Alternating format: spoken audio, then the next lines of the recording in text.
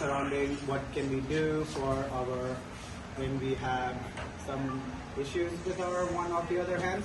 We worked on a specific pattern that rode around into that same concept, understanding that we can create the same fundamentals that we need without necessarily using the other hand. Having the other hand makes it much easier. We worked on the simple pattern of an over rotation of a shugata.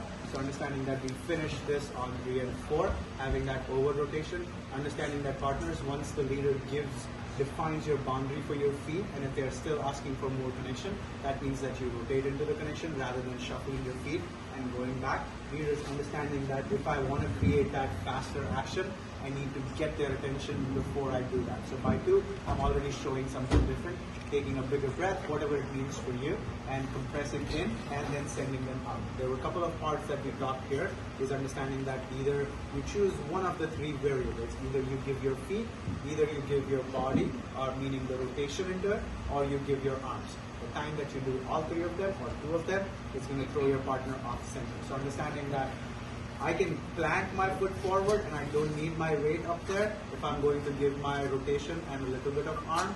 But the combination of all 3 of them, giving them all 3 of them, is going to get your partner out of this one. So the simple part of that was going to be understanding that you finish in this position. He had a simple exit where leaders just went under, came out, understanding that this is the pizza pan, you don't change anything, and then you're ready to move on 1. This simple part. That was a simpler exit. We worked on a slightly complicated exit of understanding that when you go, you transfer your weight on your right, and the second that you transfer your weight on your left is giving the guidance to your partner to come forward.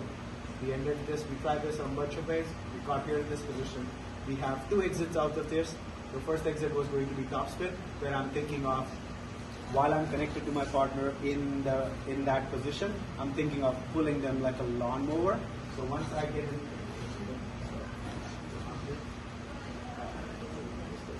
okay, so I'm going to think of pulling the lawnmower, and once the lawnmower is pulled, I'm just going to start moving with it.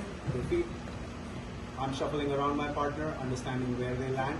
You have both of the exits that you come out of there, where it can be when you finish the lawnmower, either you send your partner back and you finish in that position, or you can do the other way as well, when you, oh my bad, not that I accomplished the other way, or I can finish that movement and then keep my partner there and I travel away from him.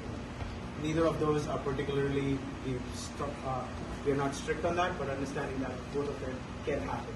The exit out of this was going to be the interesting part of where the followers can initiate an exit as well. Understanding that followers, you can hook your left arm onto the leader to create a different exit. Simpler part of when we look at this very broken down is just a left side spinning pass with over rotation on the arm. So when you get to this position, followers, you can lock your arm. That will indicate the leader, okay, I need to do something different than what I had planned. So you roll in, roll out, and then you just give your partner arm space out. And thank you very much. Yeah.